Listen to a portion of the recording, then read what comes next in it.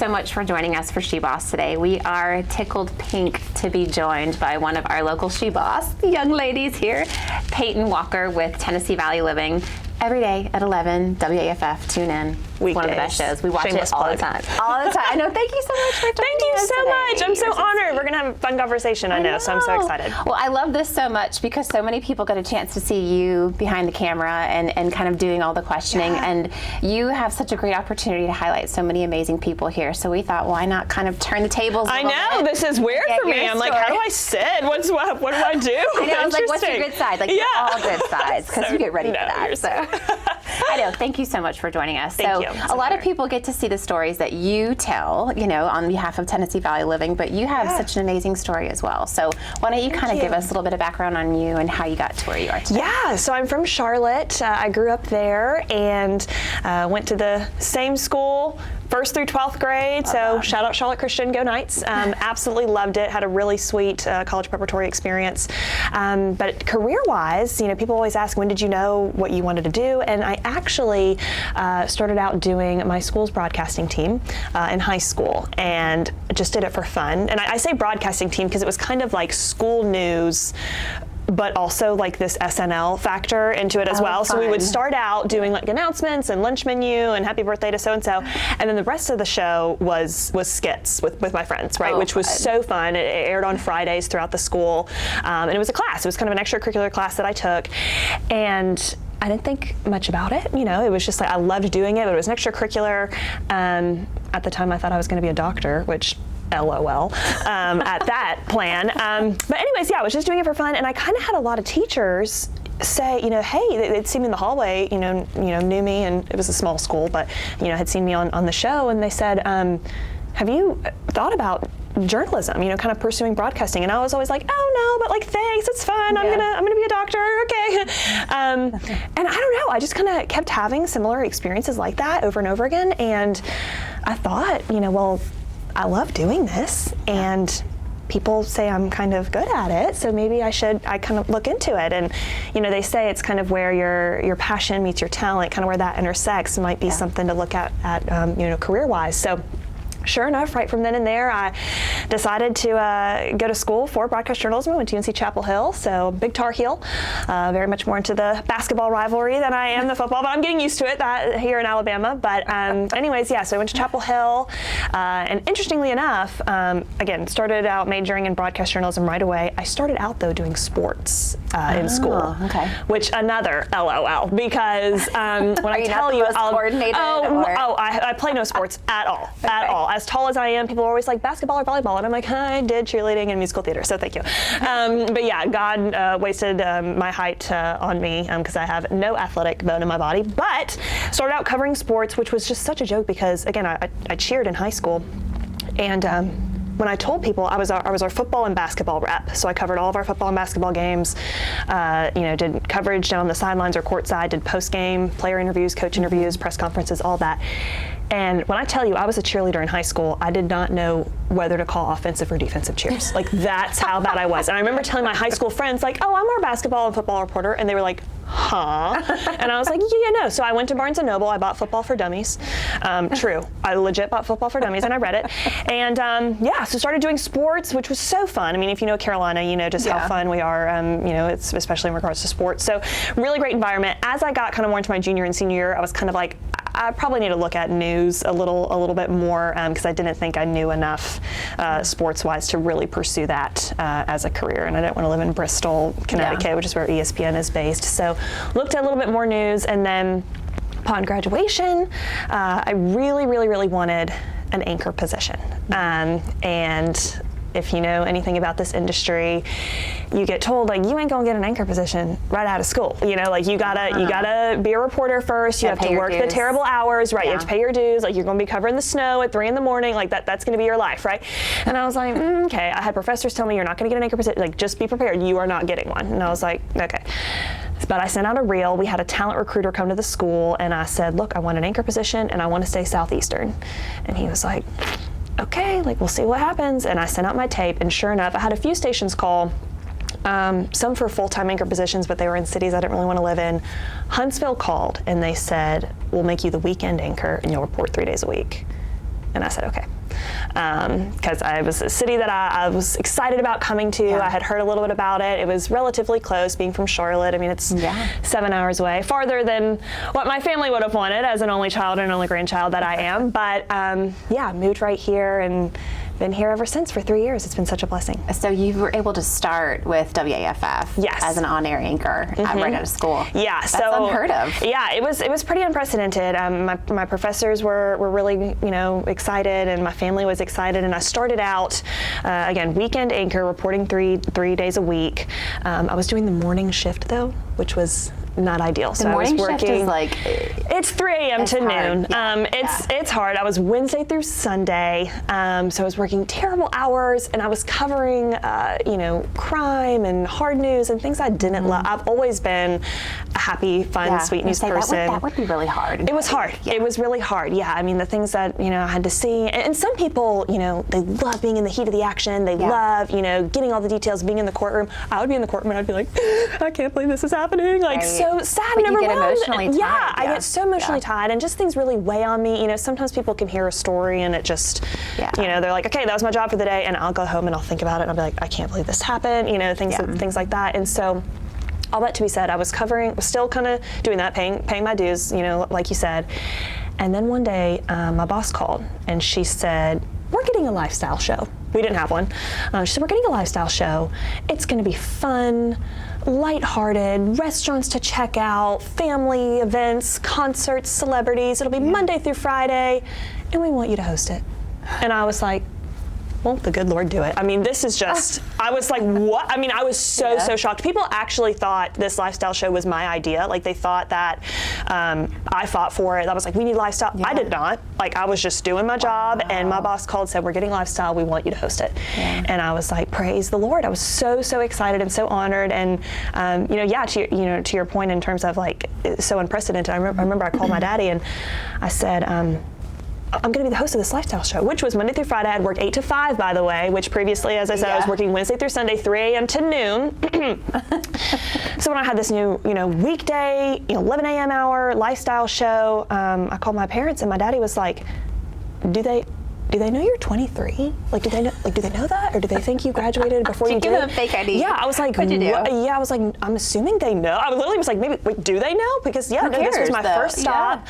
It was my first stop here in Huntsville. I was a year and a half in, being an anchor on the weekends. And then, again, the Lord just blessed me with weekday lifestyle show, doing what I love. And now it's just fun and sweet news and celebrities and just fun, cool stuff that I love and I'm so grateful for. Yeah. So that's pretty awesome. So I don't know that I knew that. I thought maybe you were kind of behind the idea. But you knew it though. You what you put out, you get back. So, I mean, obviously you brought a lot of great talent to the station, and maybe they recognized that, hey, this would actually make a great fit. Now's the time. So tell us a little bit about sort of how things came to be with Tennessee Valley Living, because, I mean, WAFF is doing something with the show, and you guys are doing something with the show that nobody else is doing here. So talk to us a little bit about, like, what the role you guys have in the community and what sort of stories you get a chance to tell. So, I mean, it was really fun because, again, it hadn't been done at our station, hadn't been done in the market. I mean, like you said, that we don't have any other lifestyle shows in any of our competitor stations.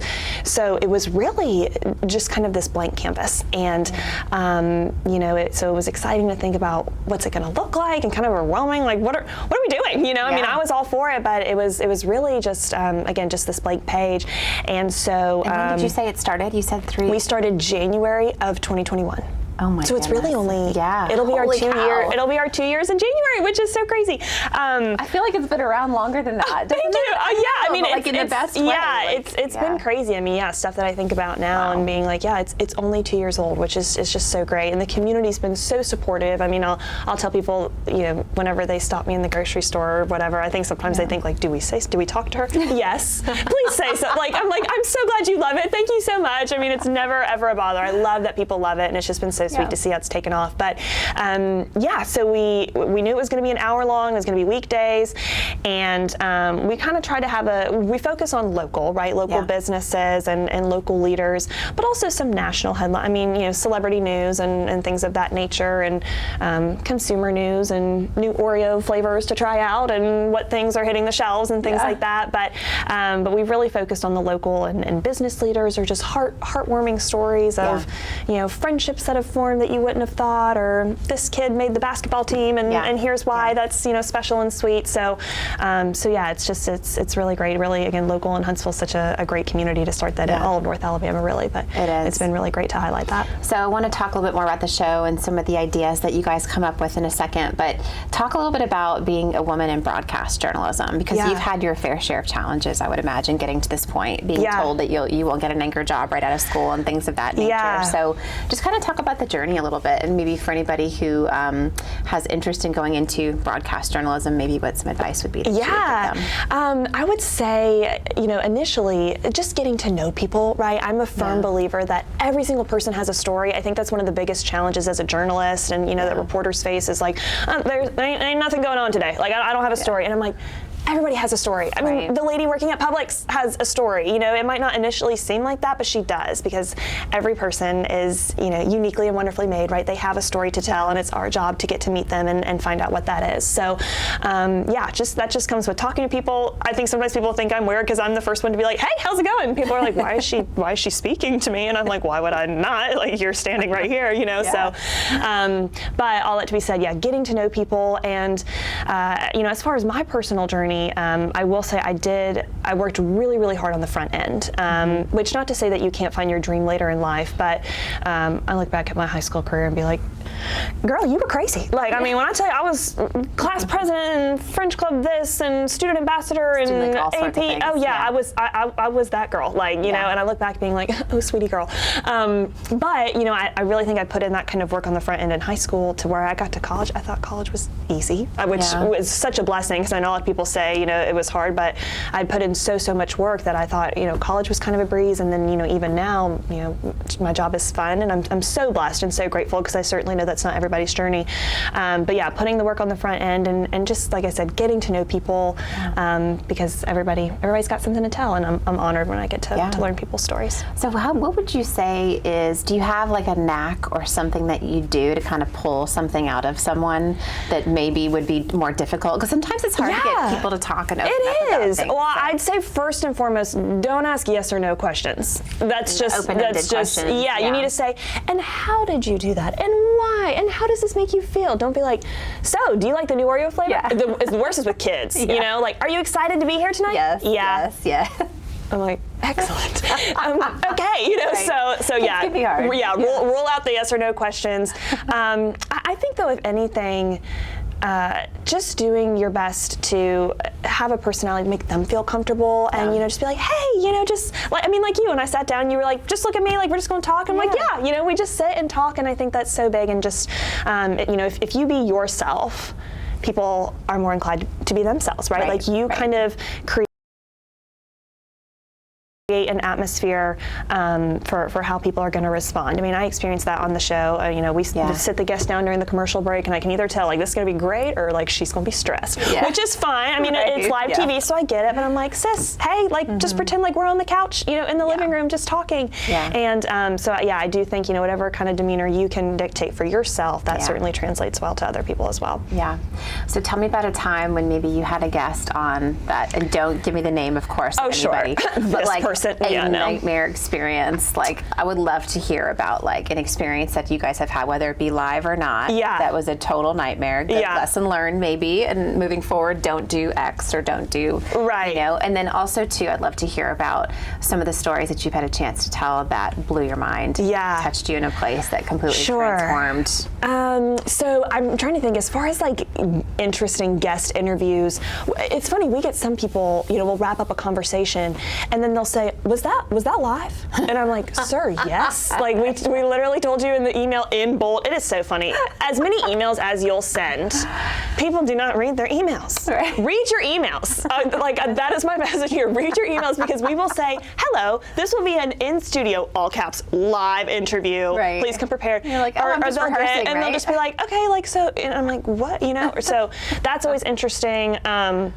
Or, people will say, we did an interview one time, and I said, so, tell us about this great event. And she just said, well, I sent you an email about it. Did you get it? And I'm like, ma'am, I got the information, but our viewers probably need the, so, but she was sweet. It's always funny. And I think if anything, it just, it keeps you on your toes as an interviewer, of just like roll with the punches and make light of things and just have fun. I mean, even if somebody does say something, again, I think the ultimate goal is helping them feel comfortable. I think viewers laugh. I mean, I as a viewer, whenever I see something on the network, if a situation happens, I'm like, oh, LOL, because it happens. It's life. It's live TV. I think I've kind of personally taken this motto. I told myself that I was going to live live, right? Like live live. Like this isn't pre-recorded. This isn't a constant rehearse. Like it's just like you make a mistake. Like, okay, there's no cut and edit and do it again. It's you've got to live life. Right. You've got to keep going, and tomorrow will be better, hopefully. If not, maybe the next day, and just live every day as it is. So guests are sweet and great, and it's always a fun experience. As far as like big wow standout moments, Dolly Parton was probably the icon of my career. I honestly sat there and I was like, I'm done here. I can retire. Like I don't have anything else to do.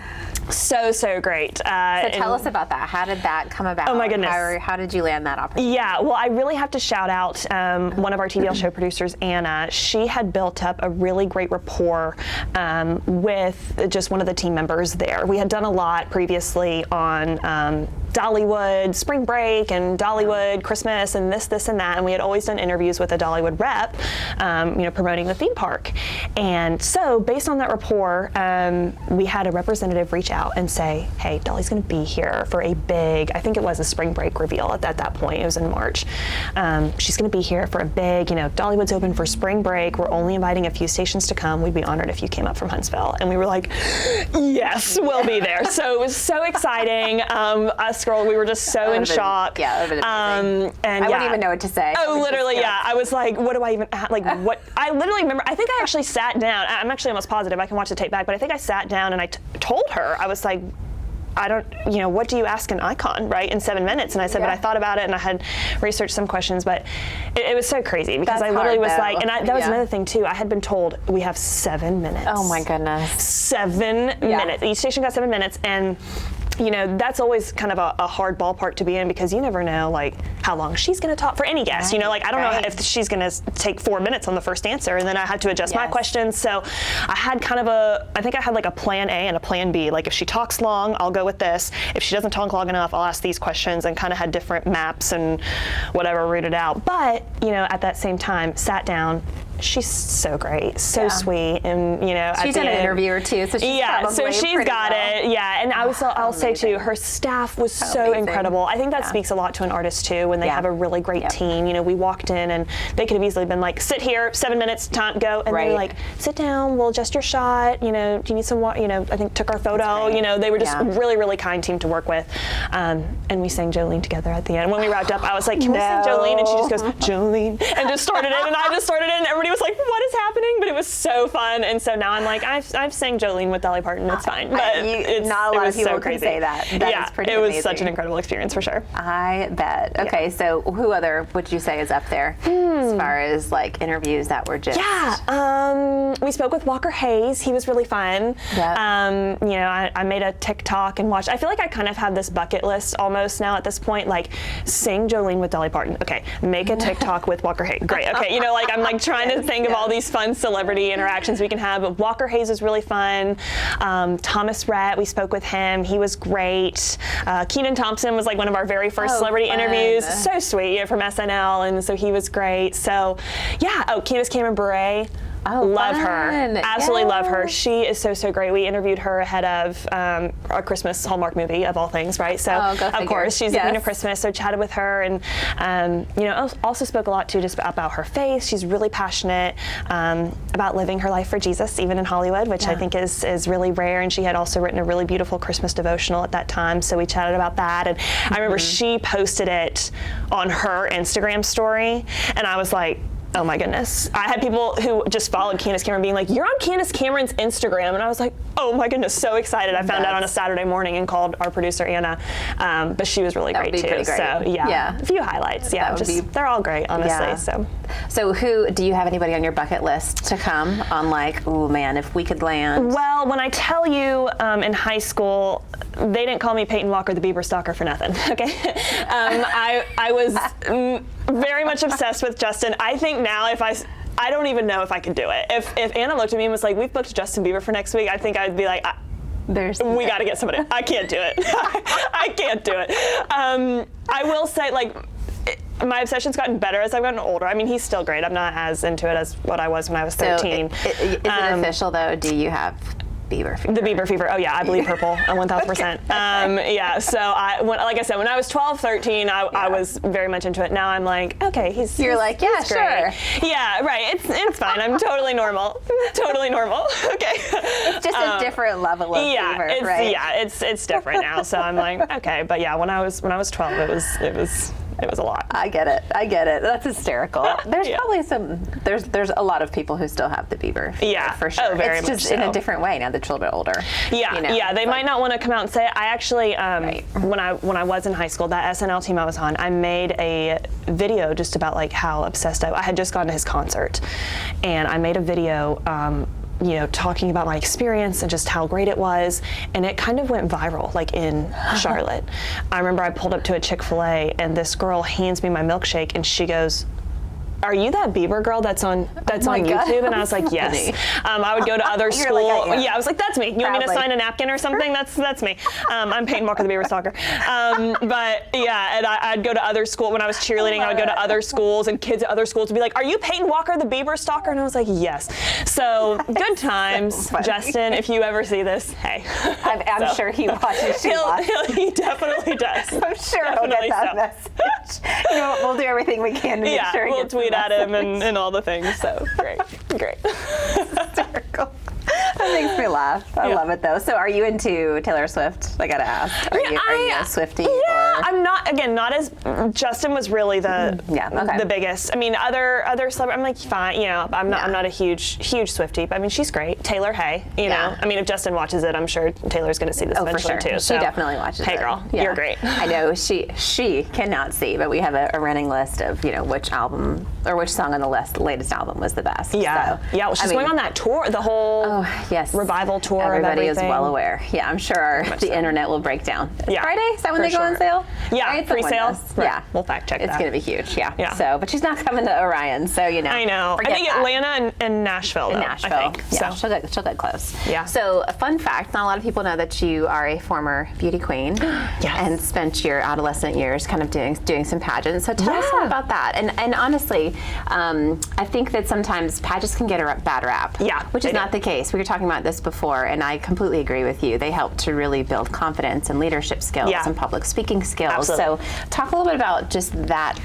influence on your childhood. Yeah, absolutely. So I'm so grateful for my experience. My mother had done pageants as well in and around that age. I didn't do them until I was about 14, 15. So kind of a teenager. I didn't do like the older. Okay. Yeah, I didn't do the toddler experiences or anything like that. But it kind of that 14, 15 age, which is so pivotal because, like you said, I mean, it's an age where we are learning more about public speaking and things of that nature. So I remember I started my very first pageant, and I remember everybody was saying like, you ain't going, same thing, like you're not going to be a news anchor, you're not going to win your first pageant, right out of the gate. And I was competing actually against a girl who had gotten first runner-up at Miss North Carolina previously. So it was kind of this big, like, she's going to win. That's a big deal. Like, lower your expectations. Win. Like, don't, you can always do another, but it's okay.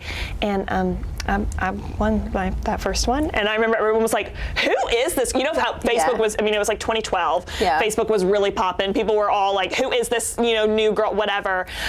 So that was a sweet experience, but it was so great, my time throughout the program, because like you said, you really do get to learn how to carry yourself, how to answer. I mean, I was getting asked intense onstage questions at 14. How would you handle this situation at your school and why? And and just learning how to speak well in front of audiences. I think it's so crucial and so beneficial, for girls, especially at that age. And philanthropy is a big part of it. I mean, I was volunteering at children's hospitals and doing parades downtown and things like that, which was also so fun. And it's a scholarship program. Many people don't realize that the Miss America organization is the biggest scholarship provider, for women. So, awesome. Really grateful in that regard. But again, it's just such an experience. An interview. Little 8th grader me being interviewed by 6 adults, and name female candidates that could become president. If you didn't know your stuff too, it was oh sis, you had to be up on current events.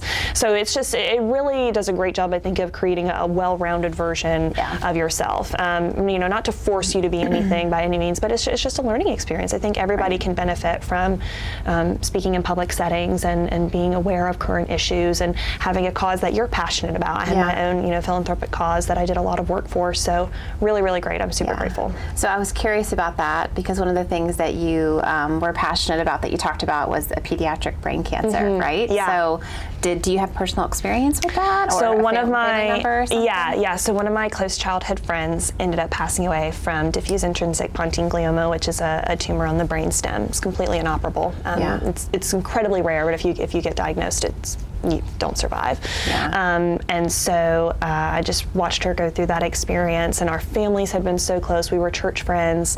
I was kind of her babysitter. I was 12 and she was 7, so had kind of been her pseudo babysitter for a little while, and just we just watched their family go through that, and it was so I can't even think of the word. I mean, it's traumatic in so many ways, but the way that her family clung to their faith and clung to Jesus was inspiring to us. And so after that, I really got really involved in that mission because there is no cure. There's still no cure because, again, just based on where it is, you just can't operate on that part of the brain. But we can do all we can to raise money for research and be supportive for their families and hopefully help it one day. So. Yeah, and there's a lot that can, that effort can help just in helping them be comfortable during that time too. That was one of the things. Sierra Elledge was on here, did SheBoss a couple of months ago, and she's very passionate about women's, gynecological cancers and ovarian cancer and things like that. And so it's amazing that you can pick something like that as a platform when you're doing pageants, and the philanthropic aspect, as you mentioned, as well as the scholarship aspect is huge. And like I said, it's such a young age too. I mean, it was so pivotal and really made me part of the person I am. Yeah. Well, you know what? That's great awareness for you to get at that young age. Yeah. Devastating to go through as a friend, and especially someone that you cared for. But I think at a young age, going through things like that really opens your eyes to understanding how critical life is and how important it's the small things, that make a difference. So Tennessee Valley Living, you've done an amazing job with this show. As we've mentioned before, you and WAFF, you guys have definitely brought this spotlight onto local community that nobody else is really doing. And, we work with a lot of different clients, and, some of them understand how critical and important, local TV is. What you guys are doing is just amazing. So I love it. So, I mean, it's one of these things where you're able to show the untold stories of our communities that not a lot of people get a chance to see. So what's kind of coming down the pipeline with Tennessee Valley Living? Anything in particular that you're super excited about? Well, I will say every day is so just fun and creative, and sometimes we just have to roll with the punches last minute. I think sometimes more than what people realize, but it is live TV, and sure enough, people do call in and say, I'm sick, or this and that. Somebody called and said, I just had a grandbaby at the hospital and I'm not going to make it. And I was like, you go on, So we really just kind of have to, a lot of it is pre-planned to whatever extent it can, but at the same time, live is live, and we just have to roll with it, whether that's, NBC breaking in for a special report, we just have to roll with the punches. But as far as what is coming up, oh my goodness, it's always so fun. I mean, like I said, I know you don't know when this is going to air, but I do a Christmas pajama party every year, which I'm super excited about, where I wear my pajamas on set because why not? And we encourage y'all to send in your pictures of you tuning in your Christmas pajamas. So that's always fun. We'll be celebrating our 2-year anniversary in January, which is so crazy. It's like our little project baby is turning 2, and we're so excited. So so it's been really great. We did a really fun 1-year anniversary special last year, but can't believe it's been 2 years. Sometimes I'm like, I can't believe it's only 2 years, and I'm like, I also can't believe it's already 2 years. Like, it's kind of these two different perspectives of time flies, but also like, look how much we've gotten to do and see and experience just in that short time. And being able to show, again, all of these stories of the community that maybe not a lot of people get a chance to see, right? So who is ideal for Tennessee Valley Living? Like, what are some of the ideal segments that you guys really want to make that show all about? Yeah, I think a lot of it is local businesses. I think anytime there's an entrepreneur who's like, I had this idea and I'm bringing it to the community, that, people really love that and get inspired by that. We have, on that kind of same idea, local musicians, people, putting out new content into the world from that end. We do products. Also, though, people just like with real life stories, right? I mean, we spoke with one woman who had been in a terrible car accident, had a brain injury, and was in a coma for goodness, I forget how long. And now she's a school teacher and teaches kids about, and the chance that you experience hardship in this life. Here's how we can overcome it together. And so, people with just real life.